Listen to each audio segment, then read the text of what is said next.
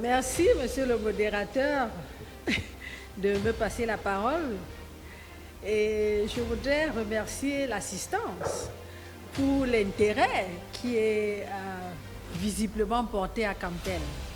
Camtel qui est le fournisseur d'accès de produits de télécommunications électroniques au Cameroun. Alors, vous avez posé une question, professeur, qui résume tout. Où se trouve la vérité entre la présentation qui a été faite et le souci majeur des Camerounais? Je dirais les deux sont réels. Les Camerounais, dans la majorité, ont d'énormes soucis de connectivité. Aujourd'hui, les télécommunications sont devenues une nécessité absolue pour toutes les organisations.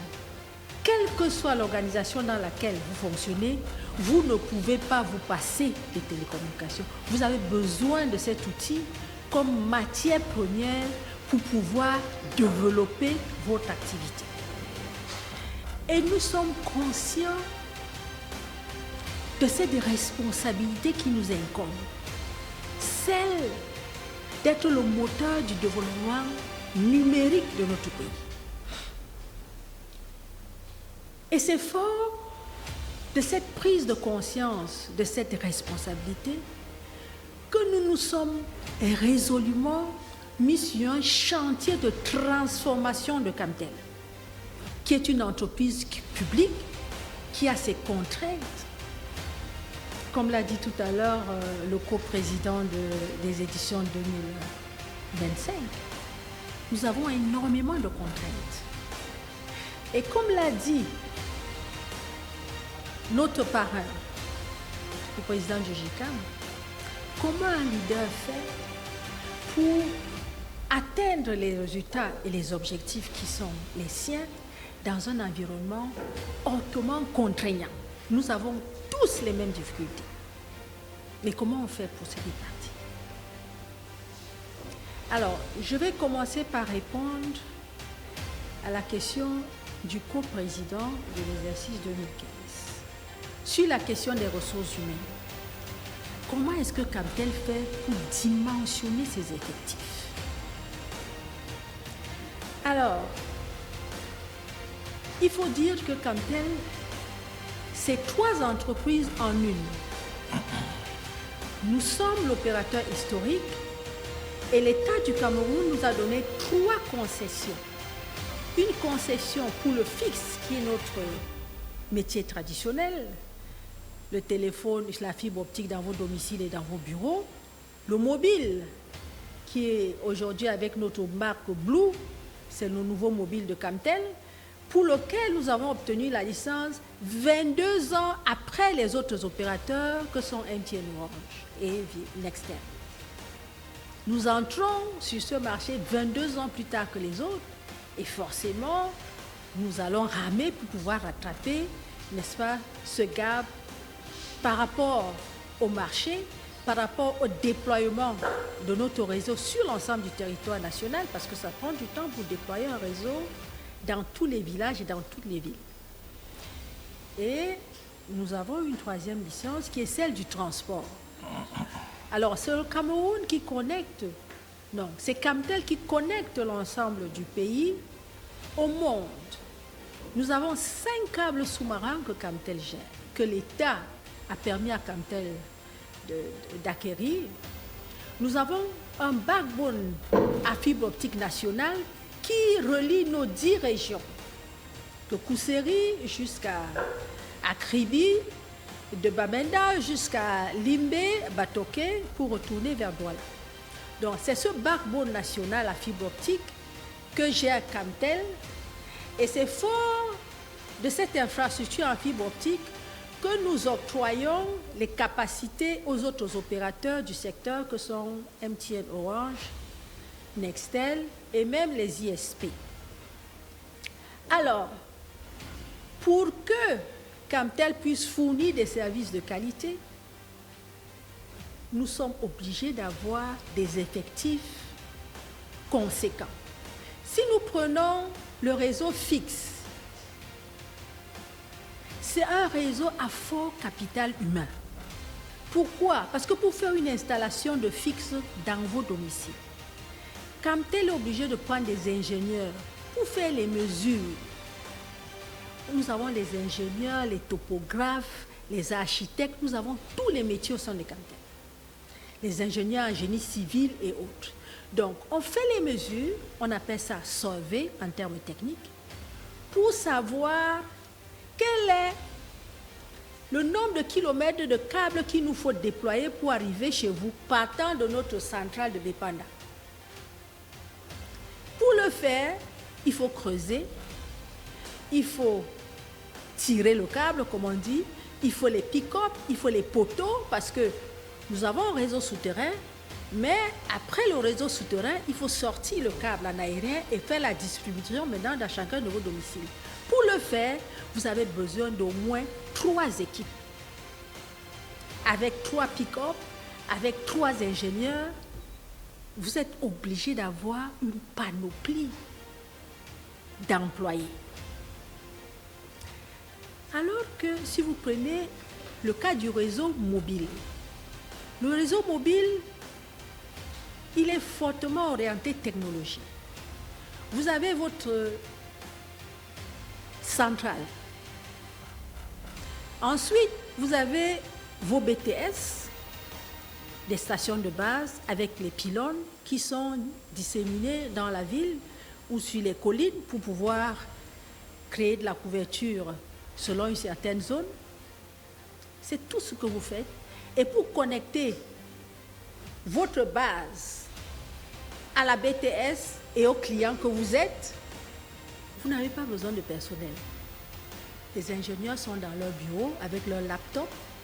C'est des faisceaux hertziens, c'est des radios qui permettent à ces 3 de communiquer, c'est-à-dire le central, la BTS et le client.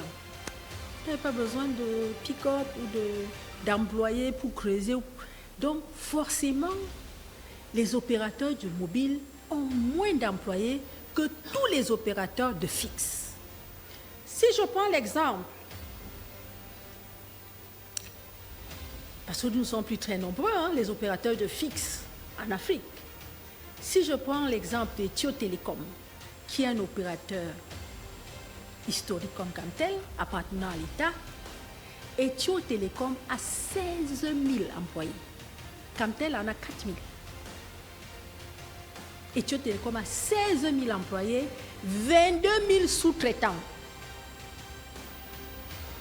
Donc, relativement, le nombre d'employés de Camtel n'est pas aussi faramineux que les gens pensent. Vraiment, je dirais même qu'il est insuffisant. Donc, nous avons procédé depuis 3 ans à un rajeunissement des effectifs de Camtel, basé sur les compétences. Alors, ça fait 7 ans que je suis directeur général de Camtel. Évidemment, nous avons les pressions, la famille, la politique, les collègues qui vous disent « j'ai mon fils, j'ai mon ci et ça ». Au début, je l'avoue, je l'ai fait. Bien évidemment, après l'autorisation du conseil d'administration qui autorise le nombre de cadres ou le nombre d'employés, n'est-ce pas, à recruter. Évidemment, sur la base des besoins que la direction générale exprime. Alors, bien évidemment, si j'ai 100 personnes à recruter, je vais recruter. Si c'est les ingénieurs, 10 ingénieurs, parmi les 10, il y aura peut-être 5 ou 6 interventions. Et puis le reste, je vais aller à l'école polytechnique demander les meilleurs et on me donne. Alors si je vous comprends, s'il vous plaît, madame, pour être précis, concrètement, c'est-à-dire que pour le recrutement à Camtel, le citoyen lambda n'a pas les mêmes chances de recrutement. En d'autres termes,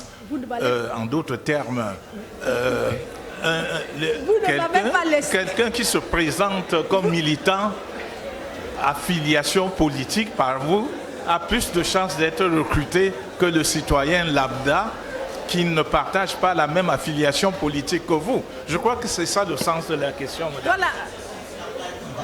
Voilà.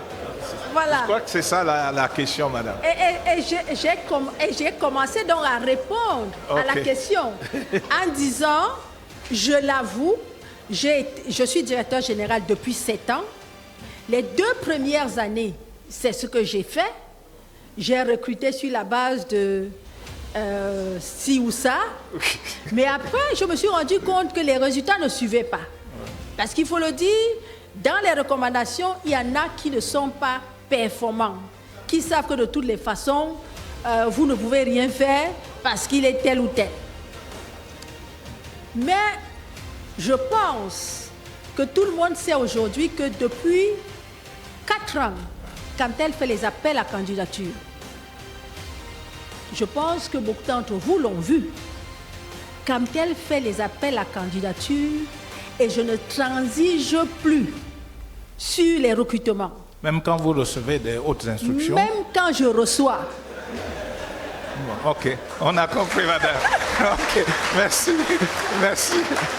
Merci, madame. On a très bien compris. Ça, même quand je reçois, merci. Je pense que mes collaborateurs sont là, ils peuvent vous le dire. Okay. Même, c'est terminé. Je l'ai fait pendant 2 ans et demi. Mais depuis 4 ans, c'est appel à candidature. Et si vous n'êtes pas performant, d'ailleurs, quand ils le font, les DRH sont là, les résultats se font directement. L'interview se fait par Internet. Vous ne venez même pas déposer à Cantel. Vous appliquez en ligne, on vous retient, vous passez l'examen en ligne, le résultat est automatique. Vous avez votre résultat. Et si vous avez plus de 86 ou 90, c'est ça? 86, on vous appelle pour l'interview. Et dès que les autres instructions me viennent, je sors simplement le résultat que l'informatique a donné, que l'enfant même a apporté. Je dis que vous-même voyez, vous voulez la qualité de service qui retourne à l'école. Tout simplement. Madame, merci pour permettre madame la DG de CCA de répondre à ces questions.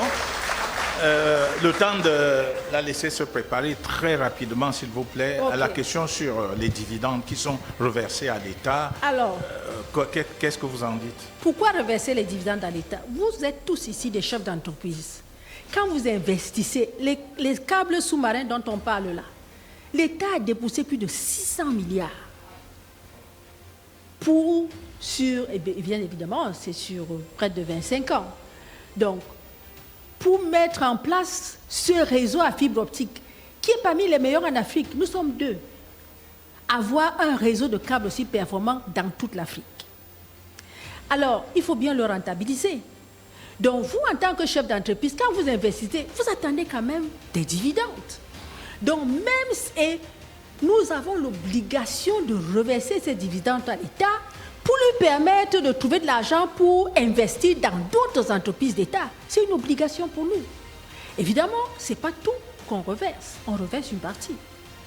Donc, si nous faisons des bénéfices de 10 milliards ou 13 milliards, on peut donner 3 milliards à l'État et les 10 milliards, on remet à report à nouveau et puis on remet ça dans les investissements pour renouveler l'appareil de production. Donc, ce n'est pas l'ensemble des dividendes qui sont reversés à l'État. Okay. Alors, oui. Comment faites-vous pour gérer la résistance au changement? C'est un véritable chantier. Et de toutes les façons, c'est tout à fait naturel. Tout être humain aborde du changement. Quand vous ne savez pas ce qui est en face de vous, vous résistez. Peut-être même que c'est pour votre bien. Mais vous résistez parce que vous êtes dans l'incertain. Mais comme à Cantel, c'est une option qu'a pris la direction générale, que vous le vouliez ou pas, vous allez vous soumettre à ce changement. Et si vous ne pouvez pas vous soumettre à ce changement, on vous laisse à la gare, tout simplement, et le train part avec ceux qui sont prêts à changer.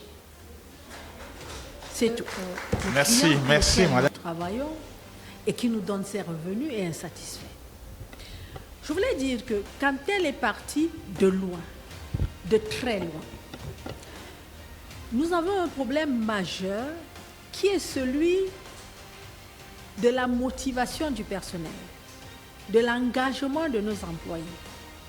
Alors, vous ne pouvez pas faire des résultats ou vous ne pouvez pas satisfaire vos clients si vous n'avez pas un personnel responsable et engagé. Ce n'est un secret pour personne. Je pense que quelquefois, lorsque vous voulez le service, vous êtes prêt à dire à Camtel que bon, je veux te donner même 10 000 pour ton carburant et tout. Alors, à force de vouloir motiver ce personnel, ils ont fini par développer de très mauvaises habitudes. Vous avez 5 clients qui ont signalé leur panne. Vous êtes le premier à avoir signalé votre panne il y a 1 mois. Mais lui, comme il est venu me donner 10 000 ou 50 000, je le dépanne d'abord, vous vous attendez. Ainsi de suite. Et quelquefois, lorsque je suis même fauché, je m'en vais, je crée la panne parce que c'est qui me donne souvent 50 000. Ce qui fait que c'était un problème majeur qu'il fallait adresser. Et c'est ce que nous avons fait. Pour que nous puissions avoir ces revenus, nous n'avons fait aucun investissement niveau. Les 600 milliards, c'est des investissements qui avaient été engagés bien avant nous. Tout ce que nous avons fait, c'est que nous avons bouché les trous de fraude. Donc, et en bouchant ces trous, évidemment, l'argent qui partait dans les poches des employés revient maintenant à l'État ou à Camtel. Et nous sommes en train de numériser nos processus pour que vous n'ayez plus en face de vous un agent de Camtel. Aujourd'hui, nous avons Fiber Connect. Vous voulez la fibre optique, vous allez sur Internet, vous tapez Fiber Connect, vous donnez, ça vous indique l'endroit où vous êtes. Si vous êtes éligible, ça vous dit. Si vous êtes éligible, on vous dit quand est-ce que vous pouvez payer. Et après, on vous donne la fenêtre au courant duquel on peut venir vous installer. À l'intérieur d'une semaine, 5 jours, on vient vous installer. Ça fait que nos chiffres augmentent, la qualité du service s'améliore et nous avons procédé par étapes. Les premiers recrutements étaient sur les techniciens et les ingénieurs. La dernière vague de recrutement l'année dernière, c'était sur les commerciaux et les agents techniques qui viennent vers vous et qui font des installations. Donc, ils ont un nouvel esprit et nous avons travaillé en badge. Ça veut dire que nous formons des équipes technico-commerciales. Nous venons par exemple à l'agent de Aqua, on change tout le monde pour qu'aucune mauvaise graine ne pourrit les nouveaux. Et tous les anciens sont envoyés dans des endroits où ils peuvent déranger personne. C'est un processus. Merci, madame. OK, je vous remercie. C'est un processus. OK. Alors, il faut que la législation aussi essaie d'encadrer l'utilisation de cette intelligence artificielle. Donc, elle a des bons et des mauvais côtés. Donc, c'est quelque chose qui existe pour faciliter nos process et nous devons en faire usage et l'encadrer. Maintenant, pour revenir à la problématique qui est la principale pour la plupart des participants, c'est la qualité de service. Comme je l'ai dit, c'est un processus qui est évolutif. Nous sommes en train de tout faire pour améliorer nos processus, déjà pour vous faciliter la tâche dans le paiement de vos redevances ou bien dans la souscription des services, mais en même temps pour nous assurer que nous vous fournissons un service de qualité. Tout à l'heure, vous avez parlé de pourquoi est-ce qu'on reverse des dividendes alors qu'on peut prendre pour utiliser. Notre réseau, il est vieux de plus de 40 ans. C'est normal que quelquefois, il y ait des couacs. Donc, nous sommes dans un processus de renouvellement de tout notre réseau urbain. Parce que c'est lui qui vous fournit les téléphones à domicile. Donc, nous sommes dans ce processus de renouvellement de cet outil de production-là pour vous permettre d'avoir un service de bonne qualité. En ce qui concerne le GSM, la dame a parlé tout à l'heure de 3 box. Les box, c'est la radio. Et il y a quelque chose que le public doit savoir. Camtel fournit les capacités aux autres opérateurs du secteur. Les statistiques sont claires. MTN a au moins 15 millions d'abonnés. Orange, pareil. Mais est-ce que quelqu'un peut me dire dans la salle combien de clients mobiles Camtel a? Quelqu'un peut essayer? Combien? Bien. Bon, on a quand même évolué. Nous sommes à 1 200 000 abonnés mobiles. Mais chaque jour, nous avons l'interpellation de l'association des consommateurs en produits électroniques. Quand ils écrivent, ils vous envoient leur pétition. Tous ont MTN Orange. Ils se plaignent de la qualité de service de Camtel. Comment vous utilisez d'autres opérateurs et vous vous plaignez de Camtel? Mais c'est paradoxal.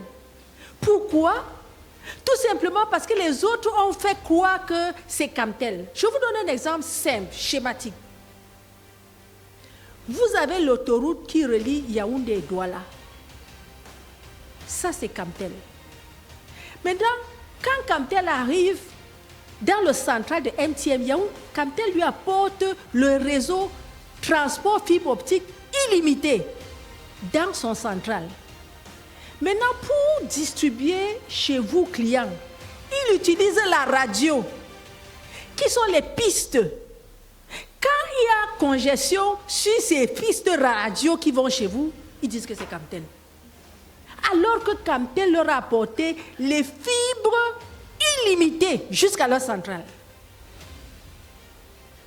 Et je vais vous raconter une anecdote rapidement. Nous avons vécu la visite du pape.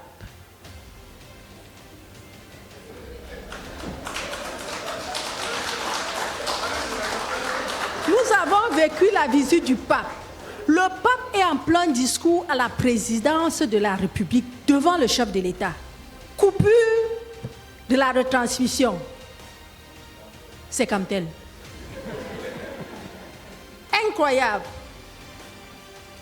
Alors que Camtel, en tant que société d'État, a apporté des capacités énormes qui a mis à la disposition de CRTV. CRTV a refusé d'utiliser les capacités de Camtel. Il est parti prendre Orange et MTN. Il a plu. Ça s'est arrêté. Et il dit que c'est Camtel. Mais on a demandé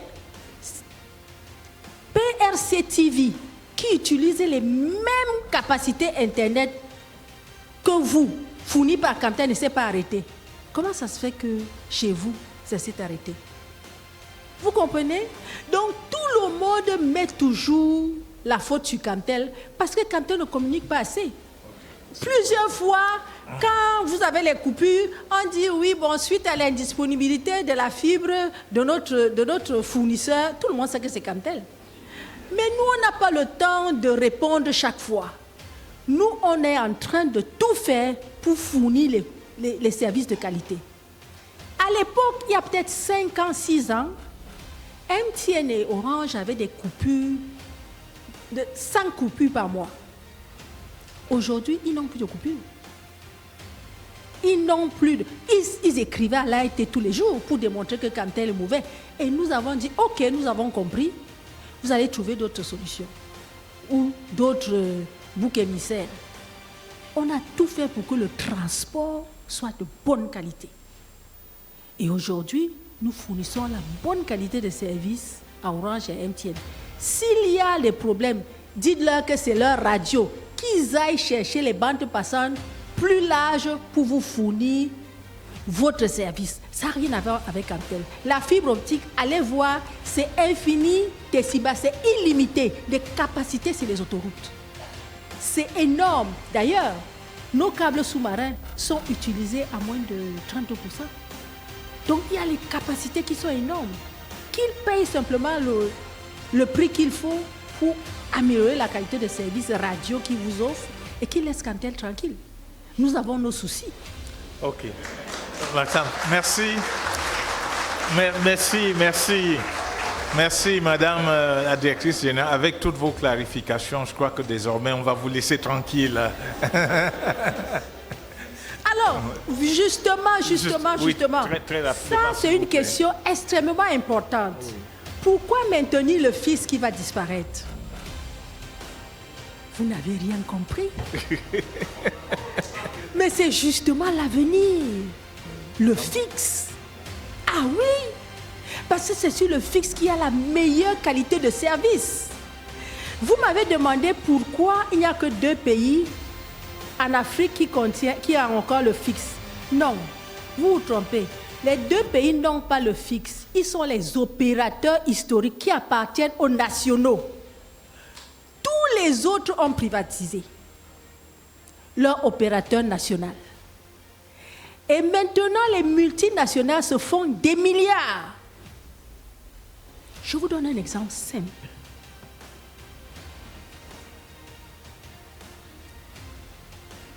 Sonatel, qui est l'équivalent de Camtel au Sénégal, ramait comme Camtel. Aujourd'hui, Sonatel a été privatisé. C'est Orange Sénégal. Alors qu'il faisait moins de 100 milliards et 68 milliards de chiffre d'affaires annuels, ils sont aujourd'hui à 1700 milliards annuels. Avec la fibre, qu'est-ce qui se passe? Camtel demande à une banque de la place, avec des intérêts bien évidemment français, un crédit pour installer la fibre optique, la FTTH, chez les particuliers. La banque nous tourne pendant 1 an. Après, la succursale au Cameroun valide, mais on nous demande d'aller en France pour le conseil d'administration. On va en France, au board, on se rend compte qu'un membre du conseil d'administration de la banque en question est directeur d'Orange Sénégal. Ils nous ont refusé le crédit. Orange, non, c'est pas CCA. Orange et MTN font des pieds et des mains pour avoir l'autorisation d'avoir la licence pour faire le fixe. Donc le fixe à l'avenir, parce que c'est lui qui a la meilleure. Il n'y a pas, qu'il pleuve, qu'il ne pleuve pas, vous avez votre connexion propre, nette. Alors qu'avec la radio, dès qu'il y a le vent, ça se gâte. Donc la fibre, c'est l'avenir. Merci. Alors, Ethio Télécom, le gouvernement a été malin. Le gouvernement a soutenu la transformation d'Ethio Télécom. Il ramait comme nous à Camtel. Le nouveau DG, qui est une femme et qui a aussi été nommée en 2018 comme moi, a fait une chose magnifique que moi j'ai la difficulté à faire. Elle a créé l'armée régulière et son bille. Donc, elle a créé un autre Ethio Télécom à parallèle. Les anciens qui fraudaient, qui trichaient là, elle les a laissés. Elle a créé, elle était soutenue par l'ensemble du gouvernement, le Premier ministre, tout le monde l'a soutenue. Elle a créé son Ethio parallèle avec 4000 personnes. Elle a transformé complètement l'entreprise. Et aujourd'hui, c'est Ethio Télécom qui est devenu les impôts et les douanes de l'Éthiopie. C'est le diamant aujourd'hui pour les États, les télécoms. Nous ne l'avons pas encore compris. Nous sommes dans les micmacs, les intérêts personnels et autres, alors que c'est une source de revenus énorme pour les États. Aujourd'hui, si Telco, Côte d'Ivoire Télécom n'existe plus, c'est revenu Orange Côte d'Ivoire. Ils font 1000 milliards de chiffre d'affaires. Camtel est encore à 250 milliards. Pourquoi? Parce qu'il y a des contraintes, il y a toutes sortes de micmacs, il y a des intérêts personnels. C'est incroyable. Le jour où l'État comprendra que la douane, les impôts ne valent rien à côté des télécoms, j'espère que le Cameroun comprendra. Parce que si on privatise, évidemment, ça va peut-être devenir Orange Cameroun. Et les milliards iront ailleurs. Ça ne va pas employer les Camerounais, ça ne va pas payer les impôts normalement, et ainsi de suite. Merci. Merci. Merci beaucoup. Merci. Merci à nos deux Amazones de la transformation managériale. Et surtout, merci à vous pour votre patience et toutes nos excuses si on n'a pas pu prendre toutes les questions. Et bon après-midi.